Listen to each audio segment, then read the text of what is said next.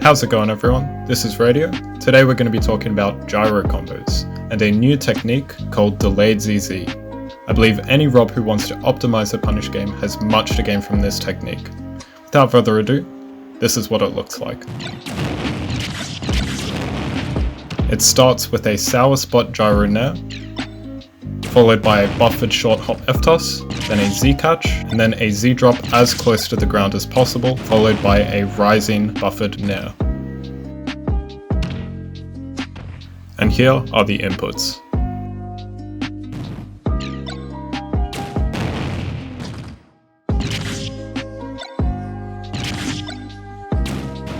The reason this is called a delayed ZZ is because you simply have to delay the second Z input as late as you possibly can. The reason this works is because if you Z drop gyro really close to the ground, it allows you to pick it up again with the following rising nair. If you were to Z drop gyro any higher, you would not be able to pick it up again. So, why are delayed ZZs important? It can be used in conjunction with other combo routes such as gyro nairs or double toss. Once you add delayed ZZs to your tool belt, it's absolutely ridiculous what you can pull off. Allow me to present a showcase displaying what delayed ZZ can do.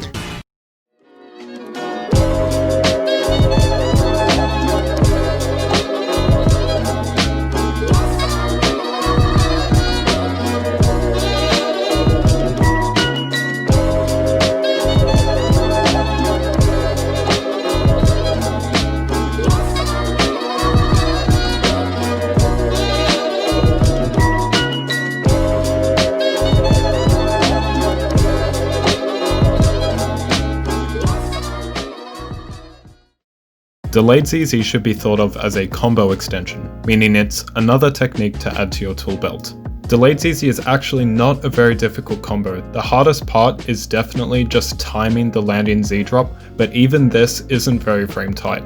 So if you invest the time to learn this and practice it, you should pick it up fairly quickly. Next, I'll go more in depth into the execution and give you some examples and pointers of what could go wrong so that you can more easily troubleshoot. But first, I should mention that the timing for the gyro nair, F-toss, Z catch is the same as found in double toss. So I consider double toss to be a prerequisite to delayed ZZs. I also strongly recommend that you use R.O.B as the training mode CPU when you are initially learning this combo. And please note that the control stick must be in neutral position for both Z inputs.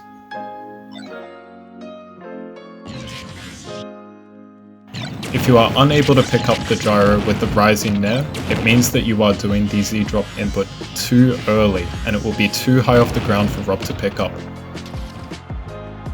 If you are landing on the ground and tossing gyro, it means you are doing the Z drop input too late and you need to input it earlier. If the landing Z drop doesn't connect, it means that you are not drifting enough into the opponent. If you notice you are getting stuck in shield when landing, it means that you are holding the second Z input for too long and you are not buffering the short hop nair soon enough after landing.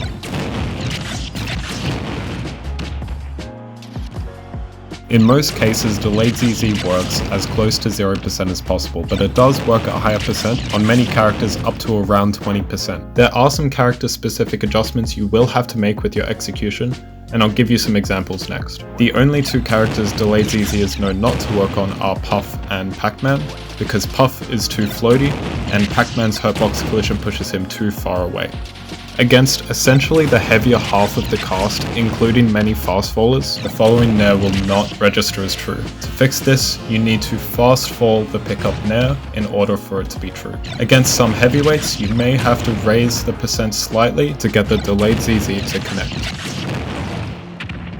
Against some very thin or small characters, it can be difficult to get the landing Z drop to connect.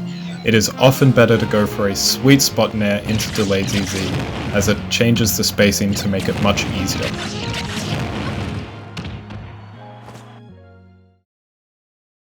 Next, I'll be talking about double toss, as there are a couple different ways to do double toss that are directly relevant to the routes you use after a delayed ZZ. However, I will not be teaching you double toss here, and I definitely recommend that you go and check out Lucrecio's guide on it if you're not familiar with it. It isn't widely known that there are many ways to do double toss. There are specific variations used for different situations, and I'll go over some of the main variations next. First, we will have a look at fast fall double toss. This is done by fast falling immediately after the Z catch, and then double jumping into the arm rotor. Next is the standard double toss that we're all familiar with, by doing F toss, Z catch, F toss, double jump into arm rotor. There is also a lesser known upward double toss variation, where instead of doing a second F toss, you use up toss. Next is the fast fall rising double toss, in which you do a fast fall immediately after the Z catch into a double jump F toss arm rotor. And lastly, we have a rising double toss, in which you do a double jump F toss after the Z catch into arm rotor. These are the main ways you can change up your double toss, and you'll need great awareness to choose the correct route. There is a lot of nuance to the timing of your inputs that will affect the outcome of the route. After starting a gyro combo with a delayed ZZ, it is entirely up to you to choose the correct route afterwards. And there is an immense amount of nuance to it, as you'll need to have fantastic awareness and execution to convert it into a stock. Delayed ZZ is an incredibly practical combo that has already proven its effectiveness against real human opponents by myself and other players in the R.O.B Discord. The other players that also saw the potential in this technique and put in the time to learn it have already had great success using it against live opponents. Some of these players were able to pull off a full delayed ZZ combo to stock conversion on the same day that they learned the technique. I truly believe that this technique is extremely viable, and I hope I could encourage more players to learn about gyro combos and also their potential in competitive play.